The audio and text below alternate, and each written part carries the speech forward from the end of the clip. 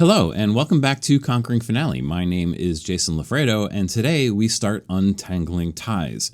Now, the Untangling Ties series is going to be a little bit unique, partially because I've covered ties in a lot of other places throughout this series, particularly in the Simple and Speedy Entry videos. I showed you how to use ties, how to add them, how to flip them, etc. And then a few series back, I did a whole thing on the special tools, and there is a special tools called the tie tool. And this is where you basically do all of your manipulations of individual ties. So I covered this very extensively in that video.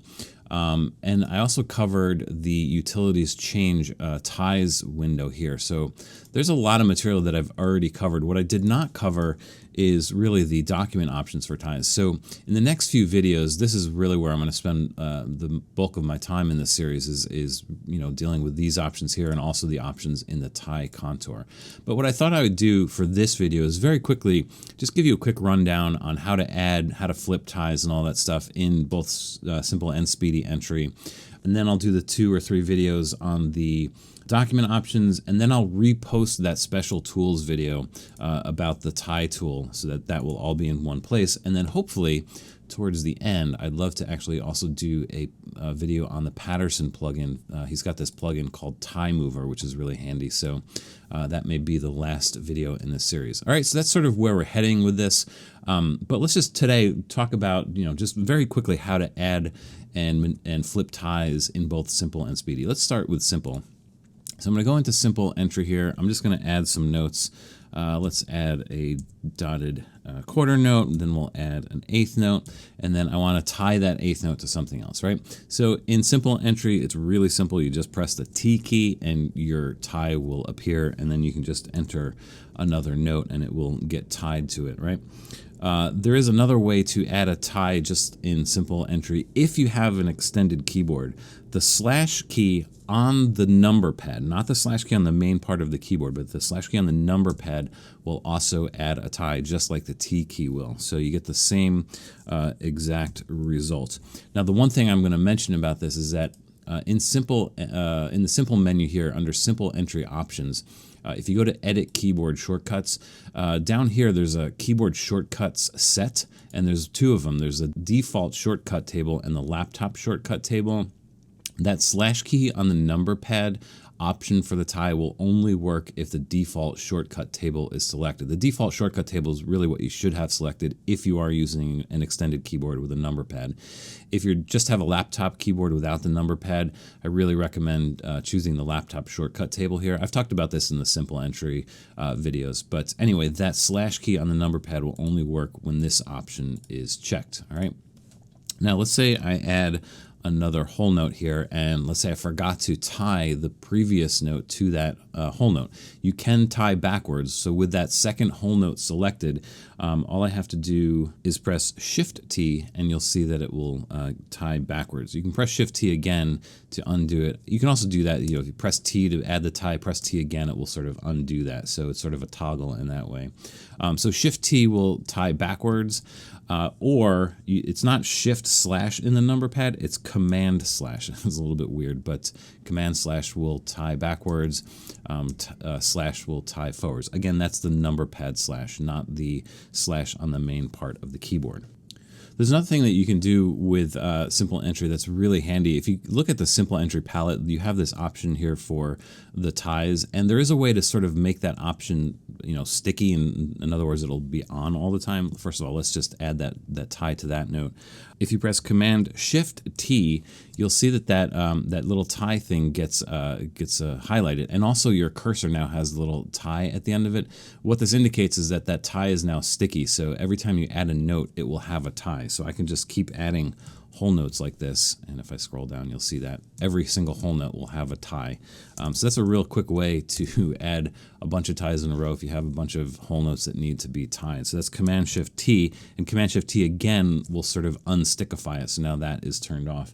On the keypad for the slash, it's Option slash in the number pad, and then Option slash will turn that off. So that's what I would call sticky ties in Simple Entry. Now, flipping ties in Simple Entry is also pretty easy. So with that tie selected there, actually, if you select the first note of the tied pair. Command F will flip the tie going upwards, and if you press it again, it will flip it downwards. Now, there's one important thing to recognize that when you do this. So a tie basically has a default direction. It's going to go up when these stems are down. It's going to go below when the stems are up, right? But when you flip a tie, basically you're freezing that tie in this position. So again, I flip the tie upwards. It's frozen in this upwards position. It will always be up no matter what the pitches are. I flip it again, and now it's frozen downwards. And this has some implications if you end up transposing things. So if I just go here and press the 7 key a bunch of times to get the notes to go up, you'll see that the ties in the first half of this are still above, but this tie is still below. That's because this tie here is completely frozen in the downward direction. And it doesn't matter when the ties are supposed to be down. It looks like it's going in the right direction, right? But because you froze that tie downwards, that tie is now downwards no matter where it is on the staff.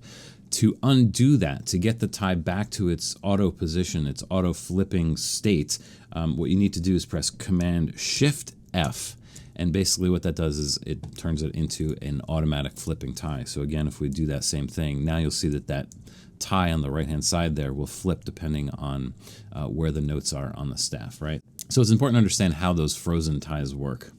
So really quick, let's just go into Speedy Entry. I'm going to do the same thing. Let's just add some notes, add a dotted quarter note and an eighth note, and it's basically the same thing. In Speedy Entry, the T key will add a tie.